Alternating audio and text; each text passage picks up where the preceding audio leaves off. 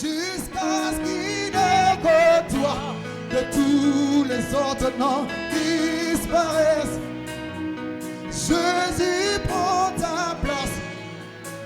Jésus prend ta place. Oh, que tous les autres noms disparaissent. Que tous les autres noms disparaissent, oh Seigneur. Que tous les autres noms disparaissent. Chante encore. Que tous les autres noms disparaissent. Que tous les autres noms disparaissent. Jusqu'à ce qu'il y ait tous les autres noms. Que tous les autres noms disparaissent. Jésus prend ta place. Jésus prend ta place. Jésus prend ta place. Jésus prend ta place. Jésus prend ta place. Jésus prend ta place. Jésus prend ta place. Jésus prend ta place. Jésus prend ta place. Jésus prend ta place. Jésus prend ta place dans nos vies. Jésus prend ta place. Jésus prend ta place. Jésus prend ta place. Jésus prend ta place. Jésus prend ta place. Jésus prend ta place. Jésus prend ta place. Alléluia, Jésus. Alléluia. Jésus prend ta place. Jésus prend ta place. Jésus prend ta place. Yahweh biso toko tomola kitina yo yangonu. Ala shekerebo se la bitete ma chota ko sete maradaba ma sole ke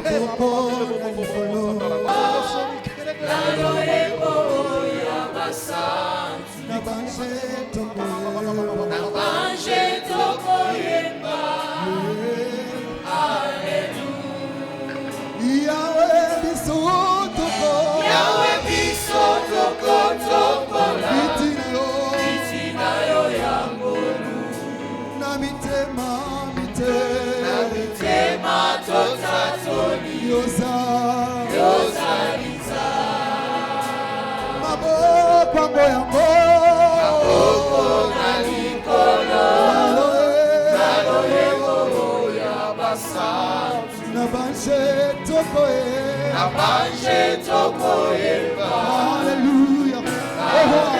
Au roi vit pour toujours. Au roi vit pour toujours. Au roi vit pour toujours. Et que Jésus le Fils fait son amour. Demeure la seule raison. Demeure la seule raison de nos louanges. De nos louanges. Ensemble avec les anges. Ensemble avec les anges. Dans le merveille de racheter. Chantons, chantons, chantons à l'unisson. Alléluia, alléluia. Au roi vit pour toujours. Au roi vit pour toujours.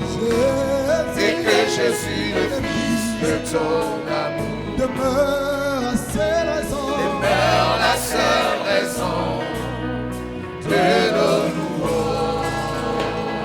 Ensemble avec les anges. Ensemble avec les anges.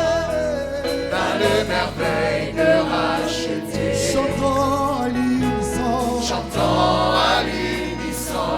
Alléluia. Alléluia. Oh, sainteté à son nom. Saint, Saint, Saint et l'Éternel. Dieu des armées. Dieu des armées. Tu es saint. Tu es saint. L'honneur et la gloire. L'honneur et la gloire t'appartient. À jamais. À jamais. Tu es saint. Tu es saint. Sainteté à ton nom. Saint, Saint, Saint et l'Éternel. Dieu des armées. Dieu des armées. Tu es saint. Tu es saint. Tu es saint, Jésus. Alléluia. Pendant que nous sommes debout, restons debout s'il vous plaît. Nous sommes debout. Matthieu chapitre 28.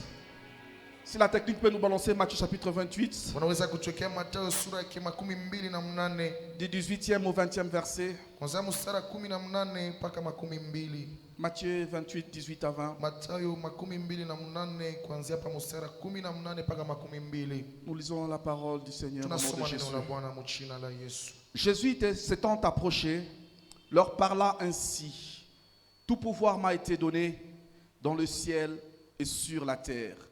Allez, faites de toutes les nations des disciples, les baptisant au nom du Père, du Fils et du Saint-Esprit.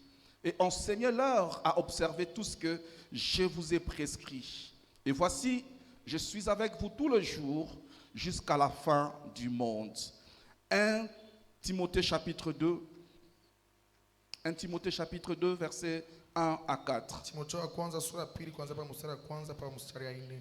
1 Timothée chapitre 2, versets 1 à 4. Timotheo wa kwanza sura ya pili kuanzia pale mpaka mstari wa 4. J'exhorte donc avant toute chose à faire de prières, de supplications, de requêtes, des actions de grâce pour tous les hommes, pour les rois et pour tous ceux qui sont élevés en dignité, afin que nous menions une vie paisible et tranquille en toute piété et honnêteté.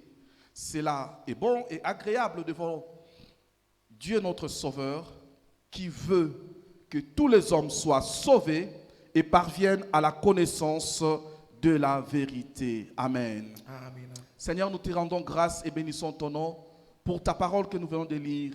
Et nous voulons nous soumettre à son autorité. Nous voulons que tous nous puissions diminuer et que toi seul tu puisses croître. Envoie ta parole et que ta parole nous guérisse, qu'elle nous restaure, qu'elle nous fortifie, qu'elle nous vivifie. Au nom de Jésus-Christ, nous avons prié. Amen. Amen. On peut s'asseoir Tunaweza kuikaa. et on acclame très fort le Na Seigneur. tunashangilia tena nguvu Bwana.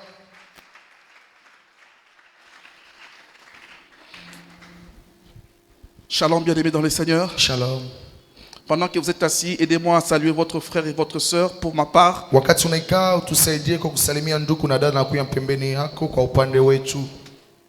Que Dieu soit béni pour votre présence. Mungu abarikiwe kwa uwepo wenu. Nous savons que ces derniers temps, il fait assez froid le matin. Tunajua hii mashiku kunakuya baridi sana asubuhi. Mais vous êtes forts, vous êtes venus, vous avez bravé le froid. Lakini muko benye nguvu na mnakuja ingawa baridi. Et laissez-moi vous dire que vous avez choisi la bonne part, Na cheni mionyeshe mnachakula sehemu nzuri qui ne vous sera point ôtée. ile haiste minyanganyiwaka. Que Dieu vous bénisse. Mungu awabariki. Nous sommes durant le mois d'évangélisation ici à l'église. Tunakuya mwezi ya injili kukanisa. Et nous avons pensé parler d'un thème en rapport avec l'évangélisation. Na tuliwazia kusemezea na kishina kinambatana na kupasha habari njema. Mais avant tout, nous bénissons le Seigneur pour cette opportunité de nous tenir devant vous. Na mbele ya yote tunabariki Bwana kwa hiyo bahati kutukaburia kusimama mbele yenu. Pour parler de sa part à ce peuple qui est saint que vous êtes. Njua kusemezea kwa upande wake kwa taifa yake takatifu ile mwiko. Nous adressons nos remerciements et nos salutations à notre bishop Tunasema asante na tunasalimia tena askofu wetu qui n'est pas avec nous, il est à Colosie où il est en train de rendre ministère depuis quelques jours passés. ashina pamoja nasi eko kule Kolwezi eko natumika kazi ya Mungu kunakuwa masiku kiko Là où nous suit, que le Seigneur le bénisse aussi. pale kuna nifuata. Mungu amubariki pia. Merci à tous les pasteurs anciens qui constituent les staffs. Asante kwa wazee na wapastori wanakuya kubaraza. Et encore une fois de plus, merci à vous, peuple de Dieu, Na mara nyingine tena asante kwa nini taifa ya Mungu d'être venus dans la présence du kwa Seigneur. kuwa muwapo wa Bwana. Nous allons parler ce matin d'un thème en rapport avec l'évangélisation Tutasema asubuhi ya leo na kishina kinambatana na kupasha habari njema. que nous avons intitulé comme suit: Na tuligisema kama hii le salut des âmes, wokovu wa manafsi virgule, mamano une priorité pour Dieu inakuya ya muhimu kunjuu ya Mungu et pour nous. na njuu yetu. Je reprends: le salut des âmes, Tunanzulula tena wokovu ya manafsi une priorité pour Dieu inakuya ya muhimu juu ya Mungu et pour nous. na njuu yetu. Ce sermon Na hiyo mahubiri a pour but inakuya na shabaha de nous éveiller ya kutuamsha, à nous aligner ya kujipanga dans la volonté de Dieu mapenzi ya Mungu pour le salut des hommes. juu ya maokovu ya manafsi. Alléluia. Amina. Parce que Dieu fait du salut des hommes sa priorité. Juu Mungu anafanya okovu ya manafsi mambo yake ya kwanza. Nous aussi, Na shie pia nous voulons nous inscrire dans la volonté de Dieu tunapenda kujipanga mu mapenzi ya Mungu, pour que cette priorité qui est celle de Dieu, juu hiyo muhimu inakuwa ya Mungu, de voir les hommes être sauvés, ya kuona watu kuokolewa, soit ou devienne aussi notre priorité. ikuye nayo mambo ya muhimu kwetu. Et ainsi, je vais vous proposer 4 points que nous allons aborder pour ces sermons. Na tutasimama nukta ine njia yo mahubiri. Nous allons essayer dans un premier temps de définir en peu de mots les quelques concepts de notre thème. Na ya kwanza tutasema kwa mbele maana ya kishina yetu. Nous allons définir principalement le mot salut et le mot priorité. Tutafasiria kwa mambo ya ukovu na mambo ya muhimu. Et dans un deuxième point, na ya pili, nous parlerons de l'origine du salut pour les hommes. Tutasemezea njua chemuchemu ya ukovu. L'origine du salut de l'homme. Chemuchemu ya ukovu ya watu. Et au troisième point, na ya tatu, nous essaierons de comprendre ensemble avec vous pourquoi est-ce que le salut des hommes est une priorité pour Dieu. Na tutapenda kuelewa pamoja na nini juu ya nini okovu ya manafsi na kuya ya muhimu juu ya Mungu. Et enfin, nous allons chuter par un dernier point. Na ya mwisho tutamalizia sur quelle est notre part pour le salut des hommes. Sehemu yetu ni nini juu ya okovu ya watu. Ou en d'autres termes, pourquoi est-ce que pour nous aussi ce salut des hommes doit être une priorité? Na juu ya nini okovu ya manafsi na kuya ya muhimu kwetu. C'est quoi le salut? Okovu ni nini? Certainement nous pouvons le définir de plusieurs manières. Na tunaweza kuyafasiria manamna mingi.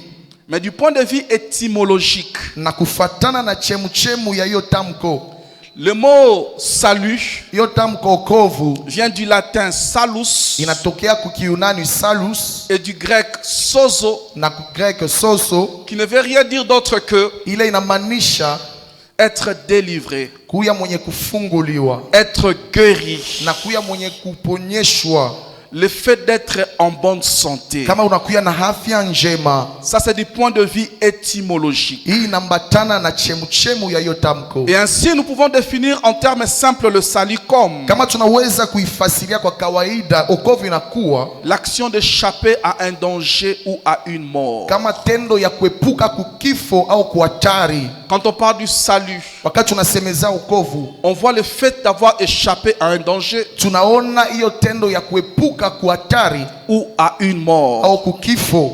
Mais bibliquement parlant, lakini mukibiblia, le salut okovu et la délivrance du péché, inakuwa ufungulivu wa zambi, de ses conséquences na matokeo yake, et de la condamnation éternelle. na kuhukumiwa kwa milele. C'est l'une des définitions claires du salut dans la Bible. Inakuwa ni mafasirio moja yenye kuwazi ndani ya Biblia ya okovu. La délivrance du péché, ufungulivu wa zambi, de ses conséquences na matokeo yake, et de la condamnation éternelle. na ya hukumu ya milele. Il y a une autre définition que j'ai aimée du salut Kuna kuya tena mafasirio ingine nilipenda ya okovu qui dit que le salut est un don gratuit de Dieu, wanasema okovu inakuwa ni zawadi ya bure ya Mungu, rendu possible ile iliwezekana par la mort kupitia kifo et la résurrection de na Jésus-Christ, ufufuko wa Yesu Kristo, qui offre à l'humanité inatoa kwa ulimwengu le pardon usamaha et la vie éternelle. na maisha ya milele. Alléluia. Le salut c'est un don gratuit de Dieu. Okovu inakuwa ni zawadi ya bure ya Mungu. Alléluia. Amina. Et ainsi, Na kwa hivyo, si nous comprenons bien ce mot salut, kama tunaelewa mzuri tamko okovu, nous pouvons aussi le prendre comme tunaweza kuibeba pia kama un rachat, kama ukombozi, comme une délivrance. kama ufungulivu.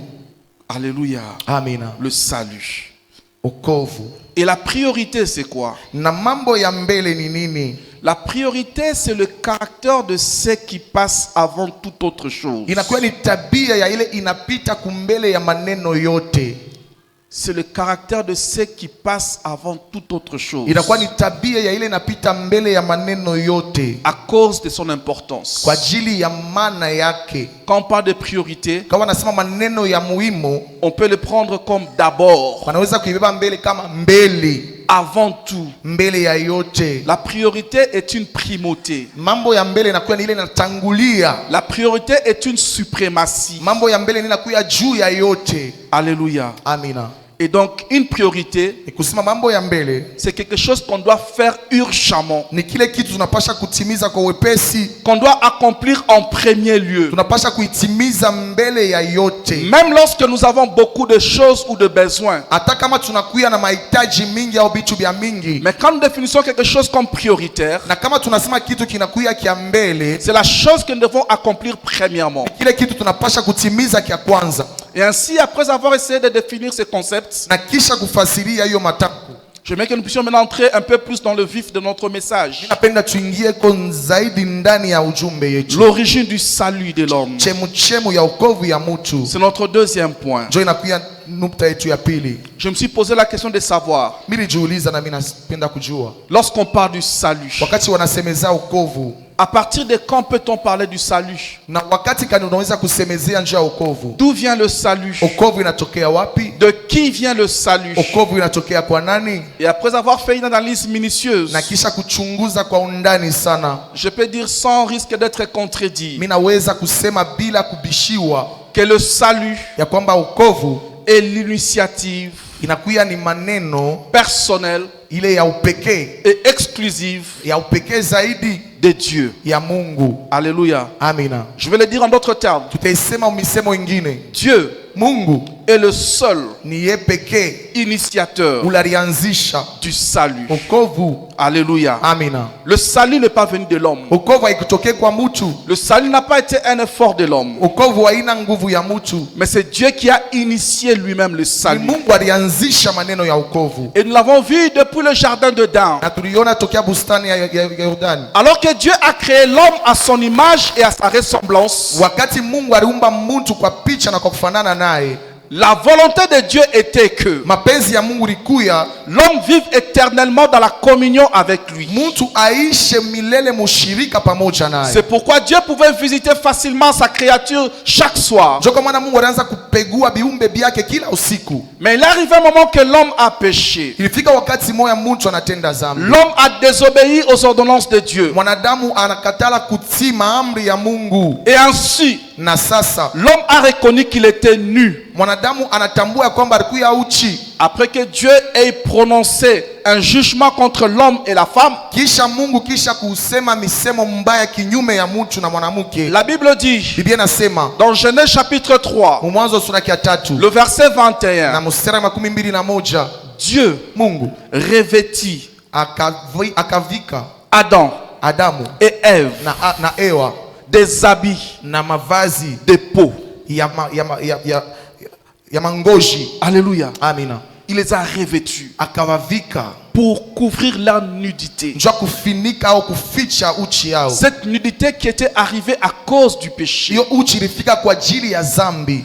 Et cette action que Dieu a faite Na hiyo tendo le Mungu alitimiza présageait déjà le salut qu'il préparait pour l'humanité. ilianza kuonesha hiyo okovu, anaanza kutayarisha njoo ulimwengu. Alléluia. Amina. Dieu destinait déjà son fils Mungu alikuwa kunatayarisha mwana wake comme un agneau immolé kama mwana kondoo wa kuchinja pour le péché de l'humanité. juu ya dhambi ya ulimwengu. Et ainsi, bien-aimés dans le Seigneur, Na sasa wapendwa ndani ya Bwana, il n'y a aucun mérite hakuna kustahili hata kumoja ou effort au nguvu hata moja qu'un homme peut faire ile mwanadamu anaweza kufanya pour acquérir le salut, njoo kupata wokovu, pour mériter le salut, njoo kustahili wokovu, pour posséder le salut. njoo kumiliki wokovu. Et c'est cette vérité qui dérange les hommes sages ou les savants de ce monde. Hiyo ukweli inakuwa kuna uji watu wa akili na wa hekima wa dunia. Parce que la logique humaine voudrait que Njoo mambo inapasha kusema hivi, pour un résultat que l'on doit obtenir, njoo ya majibu mwa tunapasha kupata, nous puissions fournir un effort. tunapasha kufanya nguvu. C'est même le cas pour le travail que nous faisons. Ni sawasawa na kazi tunatimizaka.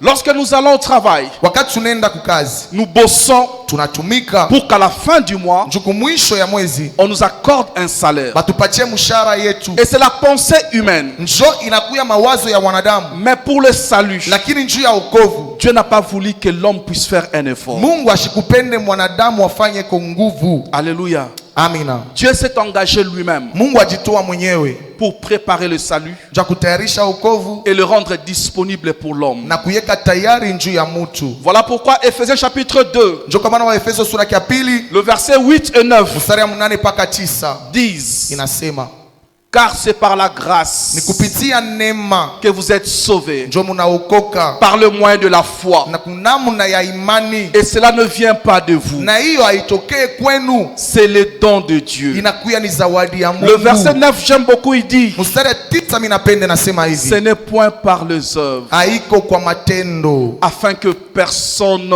ne se glorifie. ili kushikuye mtu hata moja ajitukuze. Alléluia. Amina. Ce n'est point par les œuvres, Haiko kwa matendo, ce n'est point par un effort, haiko kwa kufanya nguvu, ce n'est pas parce que tu gênes haiko njoo unafanya mafungo que tu peux prétendre être sauvé. njoo unaweza kudita kwamba Ce n'est pas unaokoka. parce que tu apportes des offrandes importantes Haiko njoo unaletaka sadaka ya mingi que tu peux te dire que ces offrandes vont te sauver. unaweza kusema hiyo sadaka itaniokoa. Ce n'est pas parce que tu peux pratiquer d'autres bonnes œuvres Haina njoo unaweza kufanya matendo que ingine tu peux venir chaque jour à l'église, au njoo unaweza kuya kanisani kila siku prier avec nous, kuomba pamoja nasi, que tu peux te réserver ce droit d'être sauvé. njoo unaweza kujishikia hiyo haki ya wokovu. Le salut est une grâce, Wokovu ni neema, c'est un don gratuit. ni zawadi ya bure. Alléluia. Amina. Sans effort humain. Bila nguvu ya mwanadamu. Je vous ai déjà raconté cette histoire, je crois, une fois ici. Nimesha mifasiria hiyo hadithi siku moja hapa. L'un de mes professeurs d'université, Mwalimu mmoja wa universite, un homme brillant, très intelligent, mwalimu mmoja wa akili sana, mais qui était occultiste. lakini alikuwa mchawi. Alors une fois, lorsque l'on discutait avec lui sur le salut, Siku moja walianza kuzungumza naye juu ya mambo ya wokovu. il nous disait, Alianza kusema c'était trop facile inakuya ya mwepesi que l'homme soit sauvé mtu aokoke seulement en croyant, njutu ya kuamini bure. alors qu'il aurait fait beaucoup de mal, Ile saa alisha kutimiza mabaya mengi, il aurait péché, anaisha kufanya zambi mengi, et que simplement en croyant na njuku kwa kuamini tu bure à Jésus, comme vous le dites, ndani ya Yesu vile tu munasema qu'il soit sauvé. aokoke. Ça semble être gratuit Inaonekana saa ya bure et ça ne peut pas être compris, na haiwezi naelewekana, parce que dans la tête de l'homme, njumu kichwa ya mwanadamu il faut un effort, inafai kufanya nguvu, il faut un sacrifice. inafai kujitoa, Mais ce n'est pas ce que Dieu a pensé. lakini haina vile Mungu aliwaza. Dieu n'a pas voulu qu'un seul homme puisse s'attirer la gloire du salut. Mungu ashikupenda hata mtu mmoja ajikokotee hiyo utukufu ya wokovu. Voilà pourquoi il l'a rendu gratuit. Ndio kwa maana aliileta kwa bure. Et ces professeurs nous disaient encore, Na hiyo mwalimu anaanza tena kusema, puisque l'homme doit payer ce qu'il a fait, na gisi mtu anapasha kuripa vile alifanya. c'est pourquoi il disait, Ndio kama anaanza kusema, lorsque vous voyez un insecte, wakati unaona kilulu ne le tuez pas, ushikiue, parce que dans la vie antérieure, njumu maisha ya kumbele, il fut un homme, maisha ya zamani alikuwa mtu, mais parce qu'il ne s'était pas bien comporté dans la vie antérieure, na ninju ashikuye na tabia mzuri mu maisha ya la zamani, punition qui lui a été infligée a été celle de devenir insecte na malipizi ile balimupatia anakuya kilulu dans la nouvelle vie. mu maisha mpya. C'est une théorie fausse Inakuwa ni misemo ya bongo et fausse encore. na ya bongo tena. Alléluia. Amina. Et moi, je suis l'un des plus grands tueurs d'insectes. Na mie mi nakuya ile mi nawaka bilulu sana. Si cet insecte-là était un homme dans le passé, Kama ule kilulu alikuyaka muntu zamani, en tout cas, je le tue encore dans la vie leo présente. tena tunamuua tena. Alléluia. Amina. Parce que le salut Kwa maana wokovu n'est qu'un don gratuit. inakuya ni zawadi ya bure. Alléluia. Amina. Et c'est ce qui dépasse l'intelligence humaine. Na njoo inashindia akili ya mwanadamu. Ce qui fait que Dieu reste Dieu. Ile nafanya kwamba Mungu anabakia Mungu. Ce qui fait que Dieu confond la sagesse de ça. Amini. Rien d'autre que ça. Kuamini tu bure Et tu seras sauvé. na utaokoka. Alléluia. Amina. Et je ne sais pas pourquoi est-ce que les gens aujourd'hui Mishijue juu ya nini batu leo ont encore du mal wanakuya na gumu sana à comprendre ya kuelewa que le salut ya kwamba wokovu ne s'obtient que par la foi utaipata kupitia imani en Jésus-Christ. ndani ya Yesu Kristo. Alléluia. Amina. Acte chapitre 4, Matendo ya Mitume sura ya 4 le verset 12. na mstari 12. Acte 4, verset 12. Matendo ya Mitume sura ya 4 mstari 12. La Bible dit, Biblia inasema, car il n'y a de salut en aucun autre. maana hakuna wokovu mchina ingine, Car il n'y a sous le ciel na hapa chini ya dunia aucun autre nom hakuna jina ingine qui n'ait été donné ile ilitupewa parmi les hommes katikati ya watu par lequel kupitia ile nous devons être sauvés. tunapasha kuokolewa. Alléluia. Amina. Et si Pierre parle de Jésus-Christ Na kama Petro anasemezea njoo ya Yesu Kristo qui venait de guérir ule alitokea kupona un paralytique kiwete qui se tenait toujours devant le portique ule alikuya mbele ya mlango du temple, ya hekalu, et il a guéri ces paralytiques au nom de Jésus. akamuponesha ule kilema mjina la Yesu. Alors que les gens lui demandaient, mais de quel pouvoir tu as fait pour que cet homme soit guéri? Watu wanaanza kumuuliza na uwezo kadi unafanya njoo huyo kiwete apone. Pierre va leur parler Petro akawasemezea que c'est seul le nom de Jésus-Christ ni jina la Yesu Kristo bure qui sauve. inaokoa. Alléluia. Amina. Et ce matin, je vais encore nous dire Asubuhi anapenda tena tuseme que Jésus sauve encore ya kwamba aujourd'hui. Yesu anaokoa tena. Alléluia. Je vais vous dire encore ce matin Napenda kusema tena asubuhi ya que leo Jésus guérisse. Yesu anapona tena. Alléluia. Amina. Alléluia. Amina. Quelle est l'origine du salut de l'homme? Chemu ya wokovu ya mwanadamu. Pardon. Pourquoi est-ce que le salut est une priorité pour Dieu? Juu ya nini wokovu inakuya mambo ya kwanza juu ya Mungu? C'est notre troisième point. Inakuya ni nukta yetu ya tatu. Pourquoi est-ce que Dieu fait du salut sa priorité? Juu ya nini Mungu anapenda kuanzisha na mambo ya wokovu? Parce que ce n'est pas Dieu qui a poussé l'homme à pécher. Juu aina Mungu alimsukuma mtu kufanya dhambi. Alors pourquoi est-ce que Dieu Juu ya nini sasa Mungu s'empresse eko anajitayarisha pour sauver l'homme? njoo kuokoa mtu? Cet homme qui a accepté volontairement et délibérément de pécher contre lui. Huyo mtu alijikia ye mwenyewe kutenda dhambi. C'est le passage que nous avons lu dans 1 Timothée chapitre 2. Inakuya manjiko tulisoma mu Timotheo wa kwanza sura ya pili Qui nous donne déjà un élément de réponse. yetukaburi yako jibu. Je suis particulièrement au verset 3 et 4. Tunakuya kwa mstari ya 3 mpaka ya 4. Cela est bon Ile inakuya mzuri, et agréable inakuya tena ya kupendeza devant Dieu, kumbele ya Mungu notre Sauveur, Mwokozi wetu, qui veut que ule anapenda ya kwamba tous les hommes, wanadamu wote, on n'a pas dit quelques hommes, hawakuseme watu kipande, que tous les hommes wanadamu wote soient sauvés waokoke et parviennent na wafike à la connaissance ufahamu de la vérité. ya ukweli. Bien-aimé dans le Seigneur, Wapendwa ndani ya Bwana, Dieu veut ton salut. Mungu anapenda wokovu wako. Dieu a souci de ton salut. Mungu anakuya na uchungu ya wokovu wako. C'est la priorité de Dieu. Inakuya ni mambo ya kwanza ile Mungu anataka. Que toi que Dieu a créé à son image Wewe ule Mungu aliumba kwa picha et yake à sa ressemblance, na kwa kufanana naye, que tu sois sauvé. uokoke. Il y a deux autres versets Kuna kuya mashairi que ingine nous allons lire aussi, ile tutasoma tena, mais dans l'Ancien Testament. lakini mwagano la kale. Ézéchiel chapitre 18, Ezekieli sura yake 18 le verset 22. na mstari wa 22. Ézéchiel chapitre 18, verset 22. Ezekieli sura yake 18 mstari wa 22. Ça parle toujours de la volonté de Dieu pour l'homme. Inasemezea juu ya mapenzi ya Mungu juu ya Mungu. Et voici ce que la Bible dit. Kushikia Biblia inasema. Ézéchiel chapitre 18, verset 32. Verset 32. Na mstari wa 32. Car je ne désire pas la mort de celui qui meurt, dit le Seigneur l'Éternel. Convertissez-vous donc et vivez. Amen. Amen. C'est Dieu qui parle. Ni Mungu yuko nasema. Il dit, il ne désire pas la mort de celui qui meurt. Anasema ashifurahie kifo ya ule anakufa. Et si Dieu parle de pécheurs Na kama Mungu anasemezea njoo mtenda dhambi, qui meurent dans leur péché, wale wanakufa ndani ya dhambi yao, et ce n'est pas le désir de Dieu lakini haina mapenzi ya Mungu que ces hommes puissent mourir dans leur péché. au watu wakufe ndani ya madhambi yao, Mais le désir de Dieu, lakini kutaka kwa Mungu c'est que ces hommes se convertissent ni hao watu wabadilike et qu'ils vivent. na waishi. Ézéchiel chapitre 33. Ezekieli sura yake 33. Ézéchiel chapitre 33. Ezekieli 33 Le verset 11 en particulier. na mstari wa 11 kwa upekee. La Bible dit, Biblia inashuhudia. dis-leur, je suis vivant, dit le Seigneur, l'Éternel. Ce que je désire, ce n'est pas que les méchants meurent. c'est qu'ils changent de conduite et qu'ils vivent. Revenez, revenez de votre mauvaise voie. Et pourquoi mourriez-vous, maison d'Israël? Amen. Amen.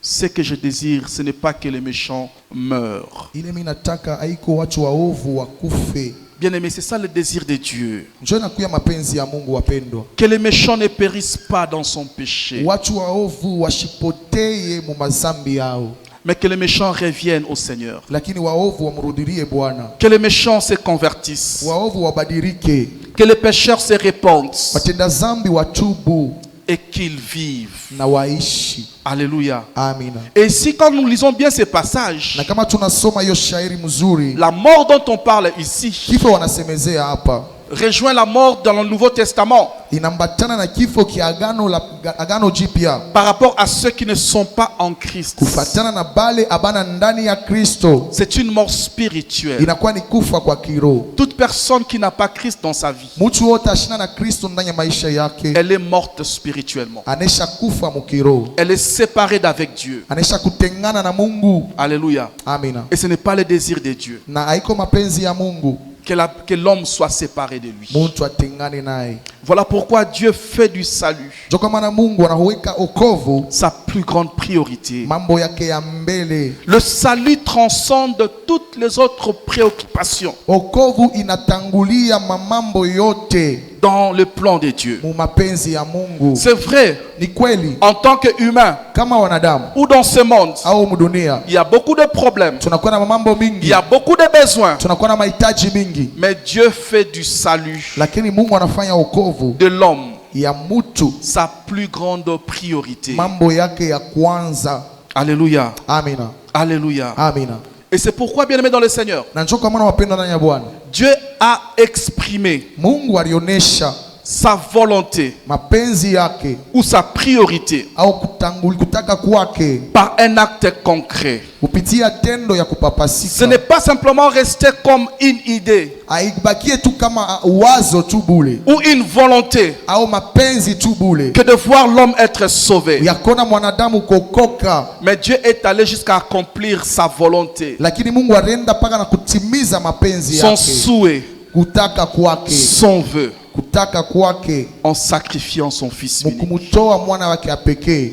Et la Bible dit que c'est la plus grande preuve d'amour de Dieu pour l'humanité Na Biblia inasema inakuwa kionyesho kubwa ya Mungu ya mapendo juu ya ulimwengu, que d'offrir son propre Fils ya kumtoa mwana wake wa pekee comme victime kama sadaka expiatoire ule naondoa zambi pour nos péchés. juu ya mazambi yetu. Romains chapitre 5, Na Warumi sura yake ya 5 le verset 8, na mstari 8, la Bible dit, Biblia inasema, Romains chapitre 5, Warumi sura yake ya 5 le verset 8, na mstari 8, car Dieu prouve son amour maana Mungu anaonesha mapendo yake envers nous kwetu shie en ce ya kwamba lorsque nous étions encore pécheurs, wakati tulikuwa watenda zambi Christ est mort pour nous. na Kristo alikufa juu yetu. Alléluia. Amina. Voulez-vous savoir combien est-ce que Dieu vous aime? Unapenda kujua mara ngapi Mungu anampenda? Regardez le prix du salut que Dieu vous a accordé. Mwangalie bei ya wokovu ile Mungu alitupatia, Les dons de son Fils. zawadi ya mwana wake, Celui qui a toujours fait sa volonté. ula natimizaka mapenzi yake, Celui qui n'avait jamais connu de péché. ula shajuaka zambi. Dieu l'a sacrifié Mungu alimutoa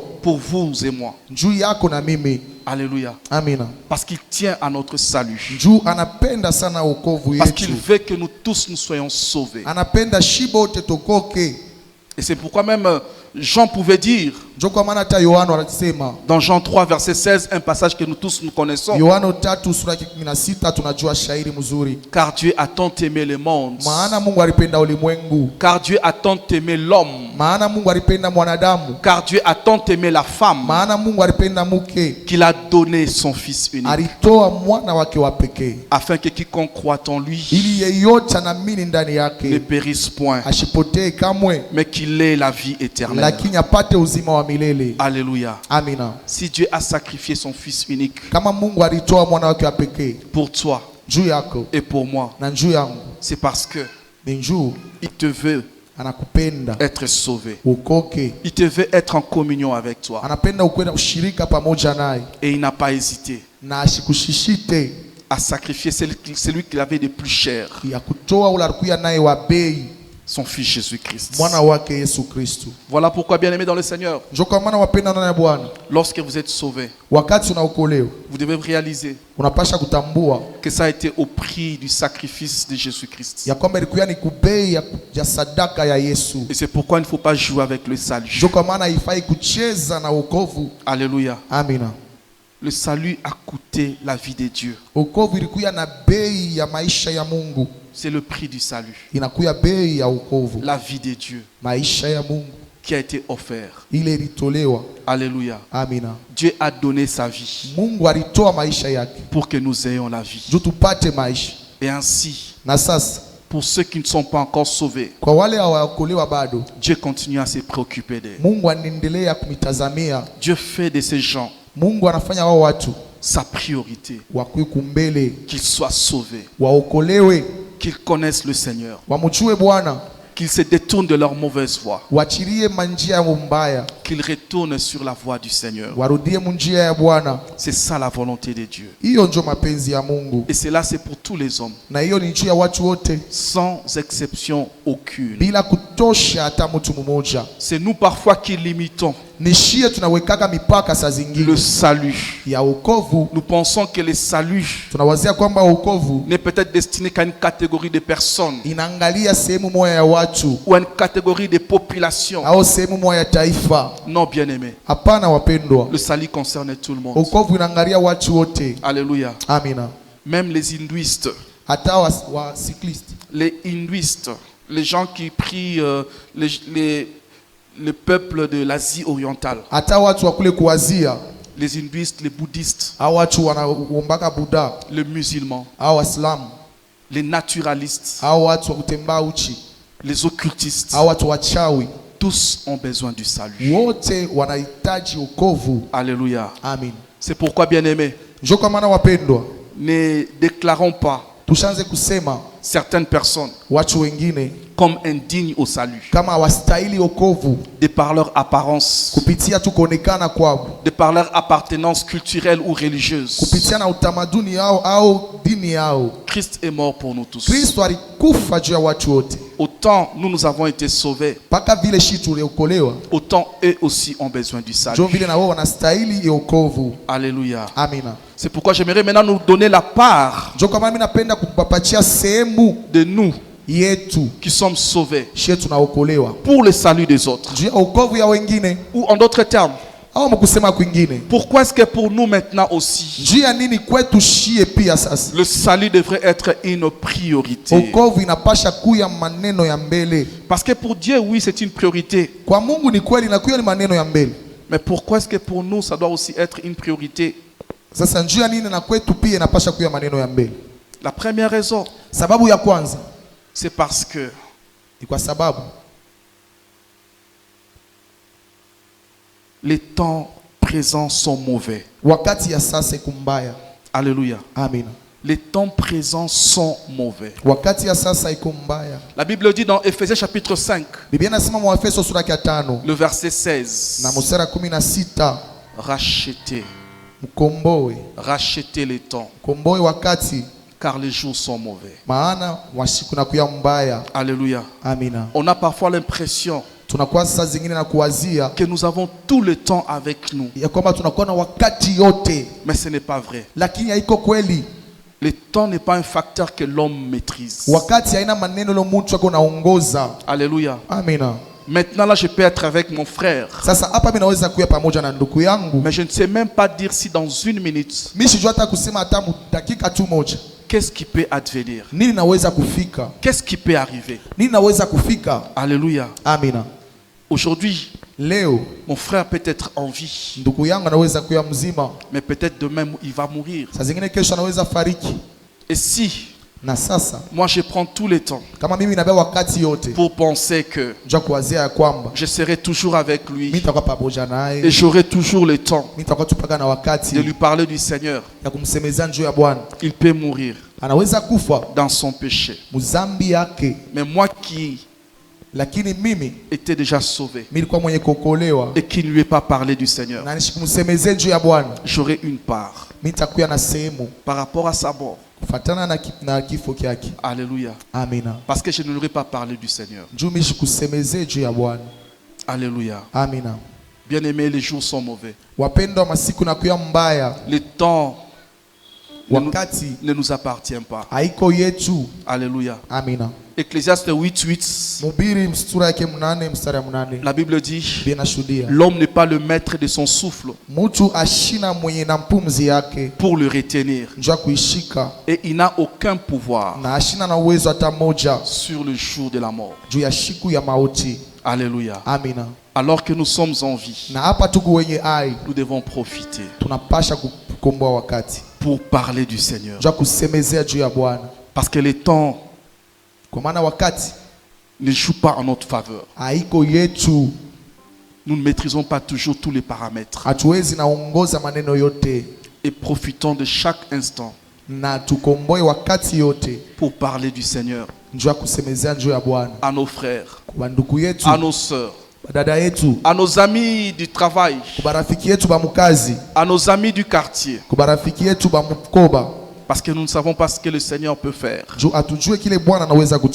dans la vie d'une personne lorsqu'elle écoute la parole du Seigneur. Alléluia. Amina.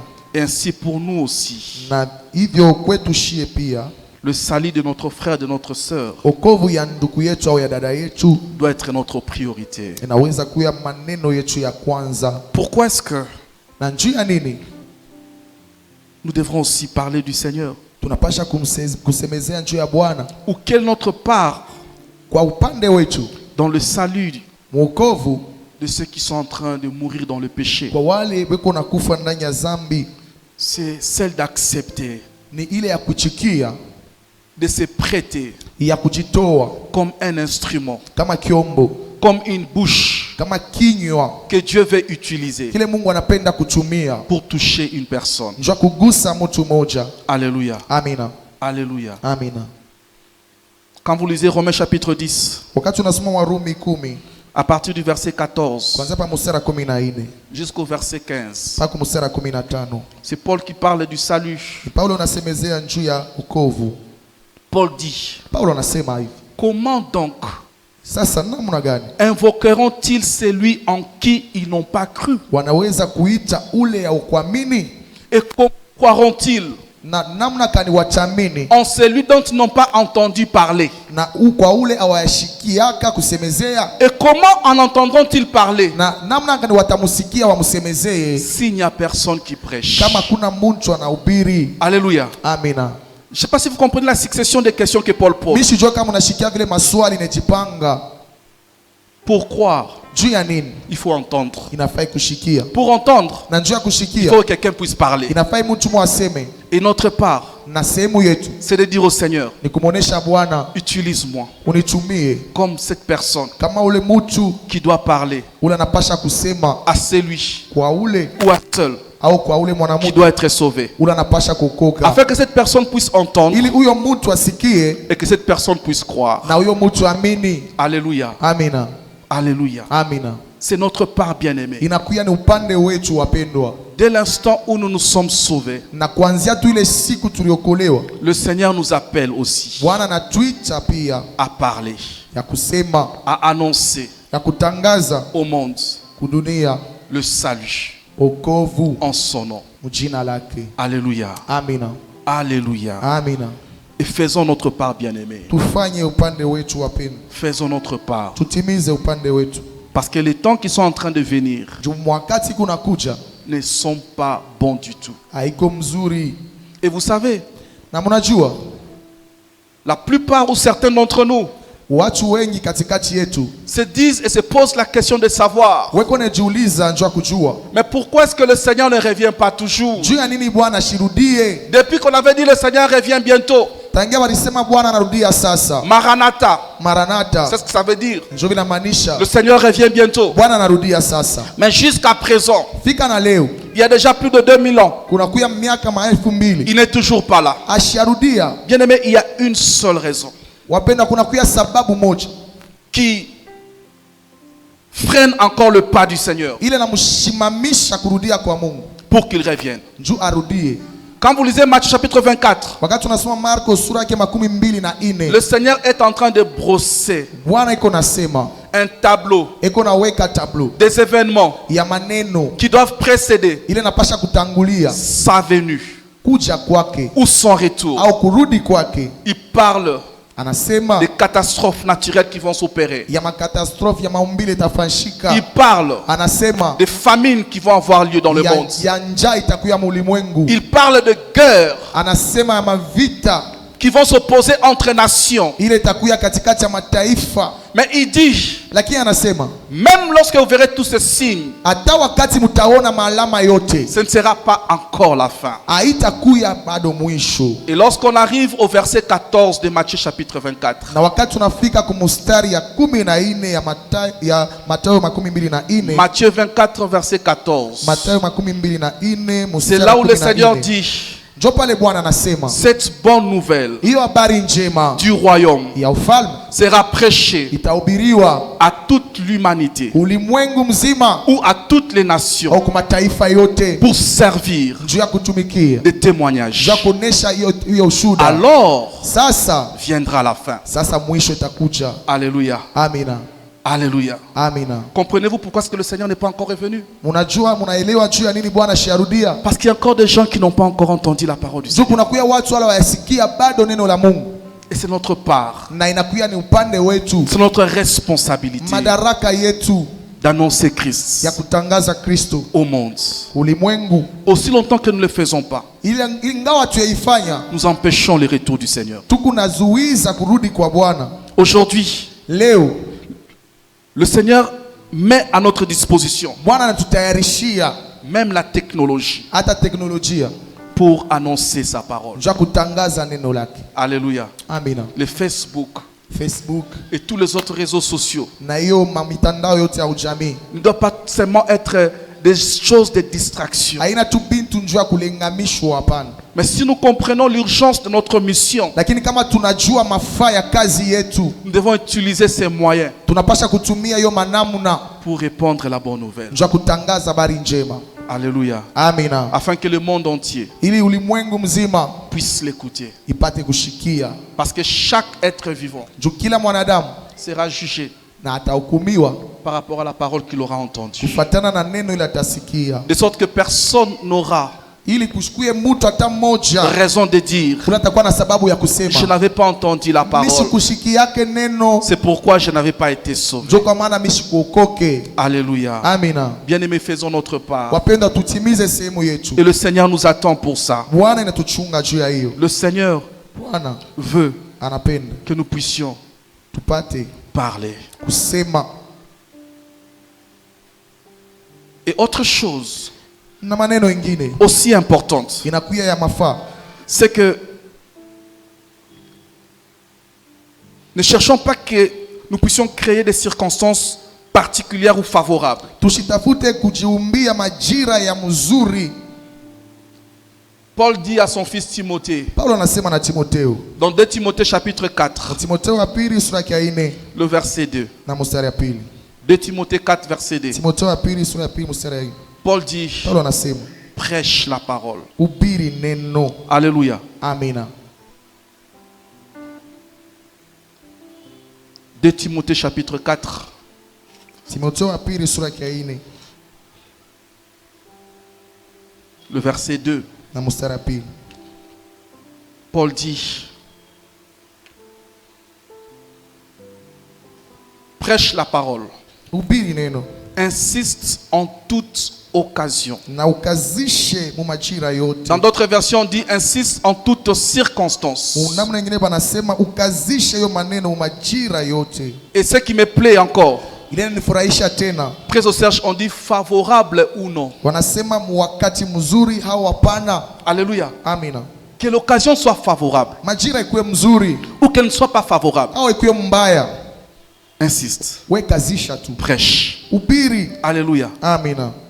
Vous ne savez pas comment est-ce que le Seigneur peut sauver une âme, Amjue namna ile Bwana anaweza kuokoa nafsi moja même dans un deuil. hata mkirio, pendant que les gens pleurent, wakati watu wanalia, le Seigneur peut se servir d'une âme pour être sauvé. Bwana anaweza kusaidia nafsi moja inaokoka. N'attendez pas une occasion favorable. Usichunge majira ya mzuri sana. Vous n'en aurez pas toujours. Hautayapokea paka. Parce que vous n'avez pas toujours le temps avec vous. Juu hauna na wakati pamoja na wewe.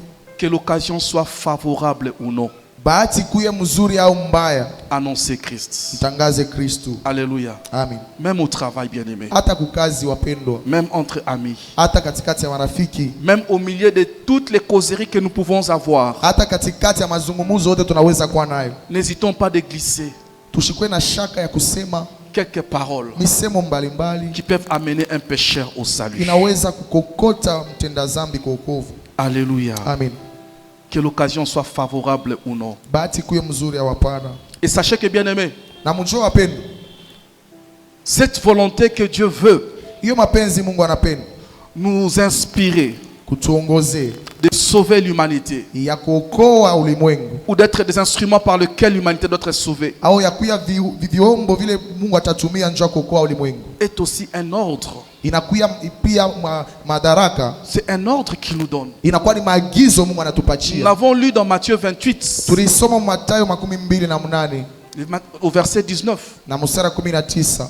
Il dit allez. Asema endeni. Faites de toutes les nations des disciples. Na mufanye mataifa yote wanafunzi. Alléluia. Amina. Et ce qui est encore très intéressant avec ces passages, ile nakuya tena ya muhimu sana na hiyo maandiko. Parce que nous sommes en train de voir pour nous maintenant quelle est notre part ou notre priorité. Tukunaona sasa njuu yetu, sehemu yetu ni nini au maneno yetu ya mbele ni nini? Parce que parfois certaines personnes se disent, Jusa zingine watu wengine wako najisemezea, j'ai peur niko na boka de parler de Christ à mon ami, à mon frère, à mon chef. ya kuzungumuza juu ya Kristo na rafiki yangu au na mkubwa wangu wa kazi. Peut-être qu'il ne va pas croire. Saa zingine ashtamini. Peut-être qu'il va mal réagir. Saa zingine anaweza kutenda mbaya. Je vais vous dire une chose, bien-aimé. Napenda kuonesha kitu kwa mpendwa.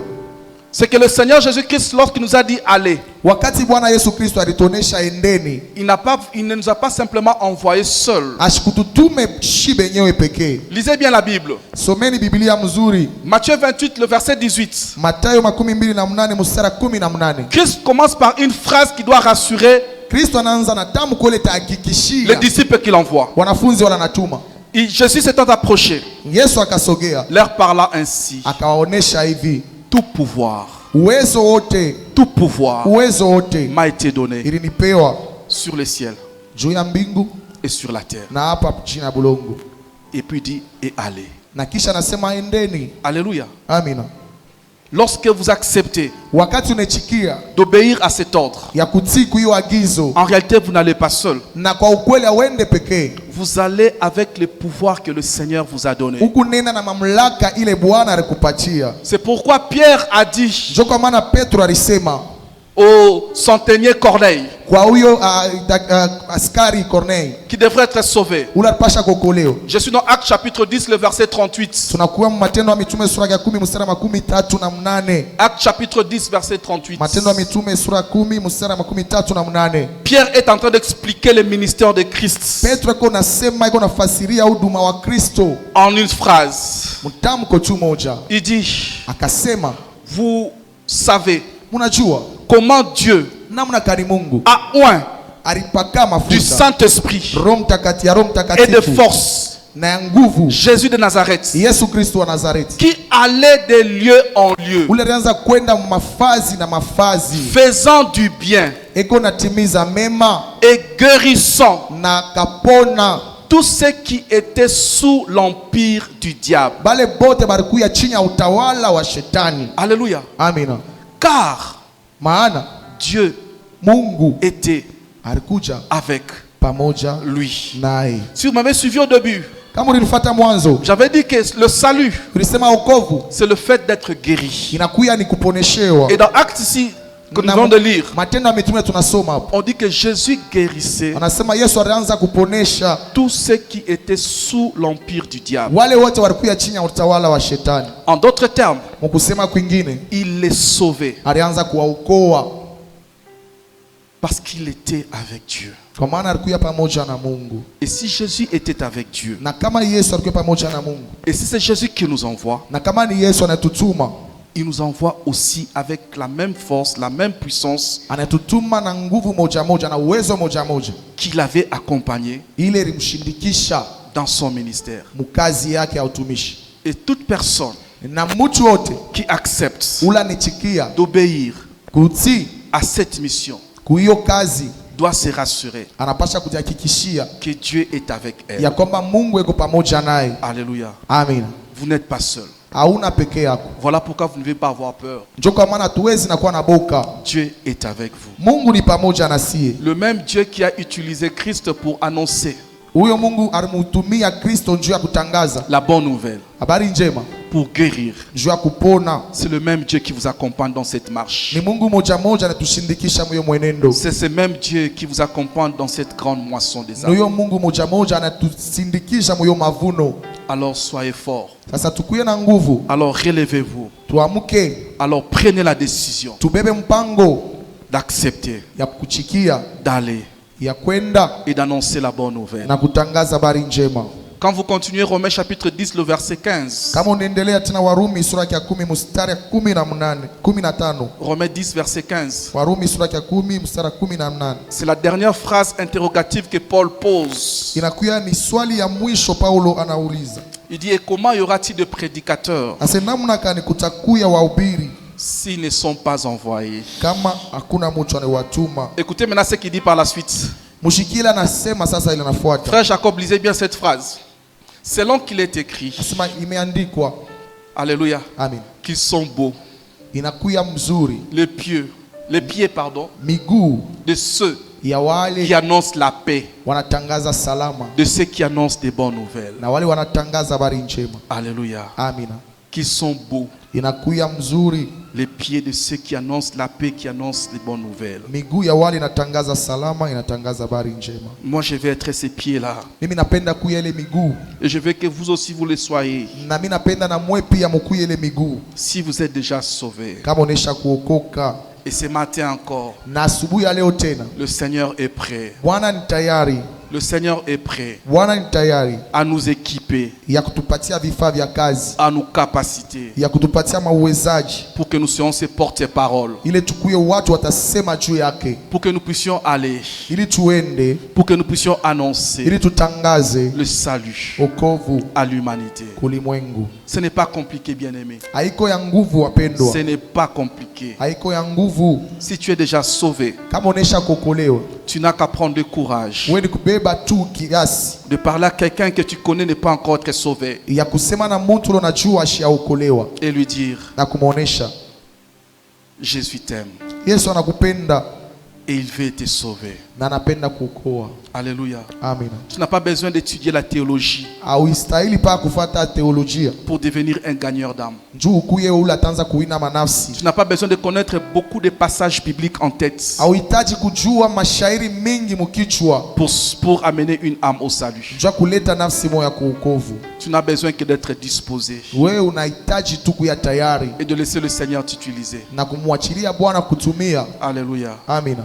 Et ce matin, Na asubuhi ya leo le Seigneur nous appelle. Bwana anatuita. Mais peut-être qu'il y a aussi dans cette salle Saa zingine mnakuya myo chumba, des gens qui écoutent cette parole watu wale wanasikia hiyo neno et qui se disent, na wanasema mais moi je ne suis pas encore sauvé. mimi mishaokoka bado, Mais moi je ne connais pas encore ces choses. mimi sijue bado hiyo maneno. Que dois-je faire? Naweza kufanya nini? Bien-aimé, Wapendwa, si tu es là kama ukwamo ce matin asubuhi ya leo dans cette salle, muyo chumba, c'est que c'est le Seigneur qui t'a appelé. ni kusema Bwana njoo alikuita, C'est le Seigneur qui t'a attiré dans sa ni maison. Bwana alikukokota munyumba yake. La Bible dit Biblia inasema dans Jean 1 verset 12, Yohana ya kwanza sura 12, mais à tous ceux qui l'ont reçu, kwa wale wote walimpokea, à ceux qui croient en son nom, kwa wale wanaamini ndani ya jina lake, il leur a donné le pouvoir aliwapatia uwezo de devenir ya kuwa enfants de Dieu. wana wa Mungu. À tous ceux qui veulent recevoir Christ ce matin, Kwa wale wote wanapenda kumpokea Kristo asubuhi ya leo, à tous ceux qui veulent croire en Christ ce matin comme leur Seigneur et Sauveur personnel, kwa wale wanapenda kuamini ndani ya Kristo kama Bwana na Mwokozi wao wa pekee, Christ leur rassure qu'il va leur accorder le pouvoir Kristo anawahakikishia ya kwamba atawapatia mamlaka de devenir, ya kuwa, pas d'être, hapana ya kuwa, mais de devenir. lakini ya kuwa sasa. Parce que lorsque nous naissons, Juu wakati tunazalikwa nous sommes des créatures de Dieu. tunakuwa viumbe vya Mungu, Mais lorsque nous croyons en Christ, na wakati tunaamini ndani ya Kristo, Christ nous fait devenir na Kristo anatufanya tunakuwa sasa enfants de Dieu. wana wa Mungu. Alléluia. Amina. Apocalypse 3, verset 20. Ufunuo 3 mstari ya 12. Voici, je me tiens à la porte Tazama mimi nasimama mlangoni et je frappe. na mimi nakonkola. Si quelqu'un entend ma voix Kama mtu mmoja anashikia sauti et yangu ouvre la porte, na nafungua mlango, j'entrerai chez lui. tengia kwake, Je souperai avec lui takula pamoja naye et lui avec moi. na yeye pamoja na mimi. Alléluia. Amina. Et Romains 10, verset 9 à 10. Warumi sura ya 10 mstari ya 9 mpaka 10. Romains chapitre 10, Warumi sura ya 10 le verset 9 mstari ya 9 et le verset 10. mpaka mstari ya 10. La Bible dit, Biblia inashuhudia, si tu confesses de ta bouche le Seigneur Jésus, kama unakiri ukinywa yako Bwana Yesu Kristo, et si tu crois dans ton cœur na kama unaamini ndani ya moyo wako que Dieu l'a resté des morts, ya kwamba Mungu alifufuka kutokea wafu, alors tu seras sauvé. na sasa utaokoka. Si tu confesses de ta bouche Kama unakiri ukinywa yako et si tu crois dans ton cœur, na kama unaamini moyoni mwako, tu seras sauvé. utaokoka. Peut-être au-delà de nous tous qui sommes venus ce matin, Saa zingine shibo zetu tulikuja hapa asubuhi ya leo, il se peut que ce culte n'a été destiné qu'à toi saa zingine hiyo ibada ni yako tu bure, qui n'as jamais fait we ule au yaaminyaka ce choix hiyo uchaguzi d'accepter Christ ya kumchikia Kristo dans ta vie maisha yako comme ton Seigneur kama Bwana et ton Sauveur na Mwokozi personnel. wako wa upekee. Nos yeux sont fermés, nous sommes en train de prier. Tukunaomba macho yetu yenye kufunga. Et j'aimerais faire cet appel Napenda kufanya kwa hiyo mwito à cette personne kwa huyo mtu qui a écouté la parole de ule Dieu anasikia neno la Mungu et qui ce matin veut se dire, na asubuhi ya leo anasema, je ne vais plus retenir, Mr. Jikaria, je ne vais plus m'opposer Mr. Pingana à Dieu. na Mungu. J'ai écouté ce matin la voix du Seigneur. Mimi nasikia asubuhi ya leo sauti ya Bwana. Je vais prendre la décision Napenda kuchukua mpango d'ouvrir mon cœur ya kufungua moyo wangu et de l'inviter, na kumwalika, d'inviter Christ dans ma vie kumwalika Kristo ndani ya maisha yangu comme mon Seigneur kama Bwana et mon Sauveur personnel. na Mwokozi wangu wa upekee. Bien-aimé, si c'est toi qui es là, Wapendwa, kama ni wewe kupale, j'aimerais que tu fasses un petit exercice, napenda ufanye tendo kiloko juste de te lever là où tu es. ya kushimamia tu bwima pale wiko. C'est juste cet effort de foi que j'aimerais te demander de faire. Ni tendo tu kidogo tunakuomba utimize. La Bible dit, Biblia inasema aujourd'hui, leo si vous entendez sa voix, kama unashikia sauti yake, n'endurcissez pas vos cœurs. usifanye moyo mgumu, N'endurcissez pas vos cœurs. usifanye moyo wako mgumu. Christ dit, Kristo anasema celui qui aura honte de moi ula takuya na aya yangu devant les hommes, mbele ya watu, j'aurai honte de lui na mimi nitakuya na aya yake devant les anges de Dieu mbele ya malaika wa Mungu lorsque je reviendrai wakati nitarudia dans la gloire. utukufu. Et si tu es là ce matin, bien-aimé, Na kama uko hapa asubuhi mpendwa, c'est peut-être ton jour du salut. saa zingine ni siku yako ya wokovu, Alors ne te retiens pas. hasa usijikatalie, N'aie pas honte. usikuye na aya, Ne regarde pas ton voisin. ushangalie jirani. Le salut est individuel. Wokovu ni ya upekee, Le salut est personnel. wokovu ni ya upekee. Quand tu es sauvé, Wakati unaokoka, tu es d'abord sauvé pour toi-même. unaokoka njuu yako mwenyewe mbele. Et ainsi, bien-aimé, Na hivyo mpendwa, si tu es là kama uko pale, et si tu veux répondre à l'appel du Seigneur kama unapenda kuchibia kumwito ya Bwana pour être sauvé, juu ya kuokoka, je te prie humblement mimi nakuomba tu na upole de t'élever. ya usimamie bwima. Nous allons t'aider Tutakusaidia à prier pour recevoir Christ. ya kuomba njoo kumpokea Kristo. Parce que ce jour est le tien. Juu hiyo siku ni yako, Le Seigneur l'a préparé pour toi Bwana seul. alitayarisha njuu yako pekee, Pas pour quelqu'un d'autre, hapana njuu ya mtu mwingine, mais pour toi seul. lakini njuu yako tu bure. Et ainsi, si tu es là, Na sasa kama uko pale, veux-tu bien t'élever tunaweza kushimamia bwima au nom de Jésus. mjina la Yesu. Nous t'attendons, frère, nous t'attendons, sœur. Tunakongojea ndugu, tunakongojea dada, Ne résiste pas. usifanye moyo mgumu. C'est l'appel du Seigneur. Ni mwito ya Bwana. Je ne suis qu'un instrument Mimi niko tu kiombo que le Seigneur a utilisé. kile Bwana anatumia.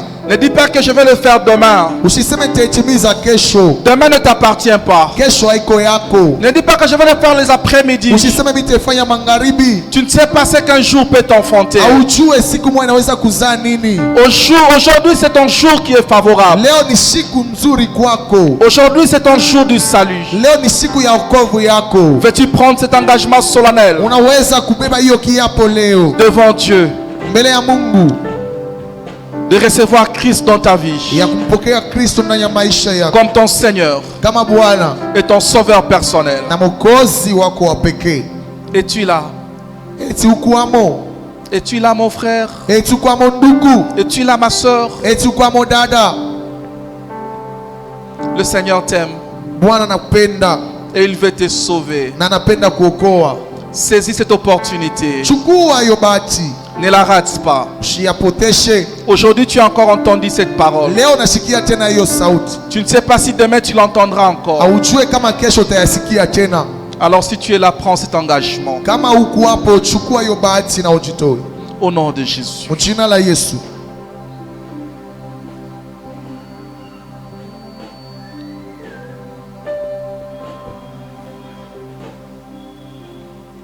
Et s'il n'y a personne, gloire à Dieu, Kama kuna mtu, utukufu kwa Mungu. je vais faire un deuxième appel. Tutafanya mwito ya pili. Nous avons tous compris Tunaelewa shibote qu'il est un devoir pour nous tous ya kwamba ni mapasho ya kila mmoja d'annoncer Christ. ya kutangaza habari njema. Mais il nous arrive parfois d'avoir peur. Inaitufikiaka tunakuwa na boka. Il nous arrive parfois d'hésiter. Inaitufikiaka nakuwa na shaka. Parfois nous pensons que ce travail Saa zingine tunawazia kwamba hii kazi ne concerne que les évangélistes de l'église. inaangalia paka wapasha habari njema ya kanisa. Mais le Seigneur nous dit que c'est pour chacun de nous Na Bwana anasema ni ya kila mmoja wetu qui est sauvé ula naokoka, d'aller ya kwenda et de parler du Seigneur na kusema njuu ya Bwana au monde. duniani. Et ainsi j'aimerais te demander, Na hapa mimi napenda kuomba toi qui hésites encore wewe unakuwa na shaka tena à aller dans le champ de l'évangélisation ya kwenda kupasha habari njema kwa watu, pour aller moissonner les âmes. njoo kwenda kuvuna manafsi.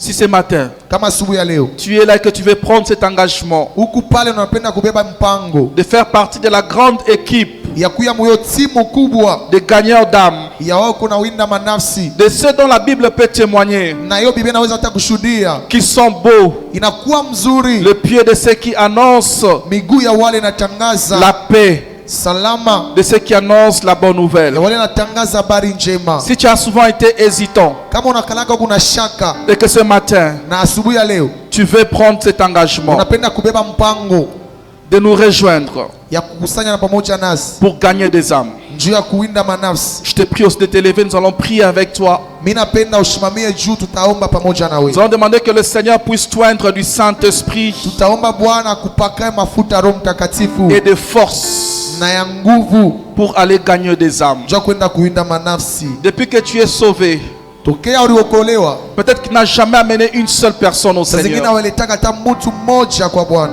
Ou tu le faisais à l'époque, mais tu as abandonné. au unaanza kuitimiza zamani, lakini unaisha kuachilia, Tu t'es refroidi. unakuya unarudia nyuma. Ce matin, le Seigneur veut que tu puisses encore réveiller Na asubuhi ya leo Bwana anapenda uamshe cette flamme hiyo moto, d'évangélisation qui brûlait en toi. hiyo ya kupasha habari ilianza kuwaka ndani mwako, Et si tu te trouves dans cette salle, na unakuya katikati yetu, tu veux reprendre encore cet engagement. unapenda tena kubeba hiyo mpango, Peux-tu t'élever? Nous allons prier avec toi. tunaweza kushimama bwima, tutaomba pamoja na wewe. Tu veux aussi gagner des âmes pour le Seigneur. Unapenda na wewe kuinda manafsi juu ya Bwana, Tu veux être de ceux unapenda kuya katikati ya wale qui vont parler du Seigneur watasema juu ya Bwana au monde. kudunia. Es-tu là? Eti uko hapo, Veux-tu t'engager tunaweza kujitoa à gagner des âmes pour le Seigneur? ya kuinda manafsi juu ya Bwana. Que Dieu vous bénisse, mon frère. Mungu akubariki sana ndugu. Y a-t-il une autre personne? Eti kuna kuya mtu mwingine? Que Dieu vous bénisse, bien-aimé. Mungu akubariki mpendwa. Y a-t-il une autre personne eti kunakuya mtu mwingine qui veut prendre cet engagement ce anaweza matin, anapenda kubeba mpango hiyo, qui veut dire au Seigneur, anapenda kusema na Bwana, Seigneur, me voici, Bwana mie hapa, utilise-moi. unitumie. Seigneur, me voici, Bwana mimi hapa, envoie-moi. unitume. Seigneur, me voici, Bwana mimi hapa, capacite-moi. unipatie vifaa. Je ne vais pas me contenter d'être sauvé seulement, Mimi sitafurahikia tu kuokolewa bule, mais je vais faire partie de la grande armée lakini mimi napenda kuya mjesi kubwa des gagneurs d'âme. ya wale wa kuinda Tu manafsi. peux avancer, nous allons prier pour Unaweza toi. kusogea mbele, Nous allons tutaomba. demander la grâce du Seigneur dans ta vie. Tutaomba neema ya Mungu ndani ya maisha Que le yako. Seigneur t'accorde la force nécessaire Bwana kupatie nguvu iwezekanayo pour parler, juu ya kusema, pour gagner des âmes, juu ya kuinda manafsi sans honte bila haya, ni peur. bila boka. Nous voulons prier. Tunapenda tuombe. Y a-t-il encore quelqu'un qui veut s'avancer? Nous Eti attendons. kunakuya tena mtu anapenda kusogea mbele. Ce n'est pas une obligation pour moi, Haiko mapashwa kwako, mais je parle de la part du Seigneur. lakini tunasemezea juu ya Bwana. Nous allons prier. Tutaomba. Seigneur Dieu d'amour, nous te bénissons, nous te rendons grâce pour ces bien-aimés, Seigneur, frères, qui sont passés devant, Seigneur, en ayant écouté ta parole et qui ont pris l'engagement de s'élever et d'aller parler de ta part. Seigneur, je prie que tu puisses les capaciter de la puissance du Saint-Esprit et de force pour qu'ils aillent de lieu en lieu, pour qu'ils fassent du bien à ton peuple et pour qu'ils guérissent tous ceux qui sont sous l'empire du diable à cause de la présence de Dieu dans leur vie. Je les abandonne entre tes mains, Seigneur. Je prie que ta grâce, Seigneur, soit avec eux. Seigneur, je prie que tu les accompagnes dans cette marche, dans cette volonté qu'ils ont prise, Seigneur mon Dieu, qu'ils ne reculent plus. Seigneur, que rien ne puisse leur faire douter qu'ils sont appelés par toi. Que ta grâce, Seigneur, puisse les saisir. Que ta présence soit avec eux, Seigneur. Qu'ils soient des personnes qui vont parler de ta part, qui vont boucher les mondes, qui vont attirer des âmes vers toi. Pour la gloire de ton nom, Seigneur. Merci pour ta parole. Et merci pour ces bien-aimés. Reçois la gloire et l'adoration dans leur vie. Et donne-nous tous, Seigneur, de nous lever et d'aller d'annoncer la bonne nouvelle au monde pour servir de témoignage. Alors tu viendras. À toi seul soit toute la gloire. Au nom de Jésus-Christ. Nous disons Amen en acclamant le Seigneur. Tunasema amina mkuchapa mikono juu ya Bwana. Que Dieu vous bénisse, chers frères. Merci. Mungu awabariki sana wandugu.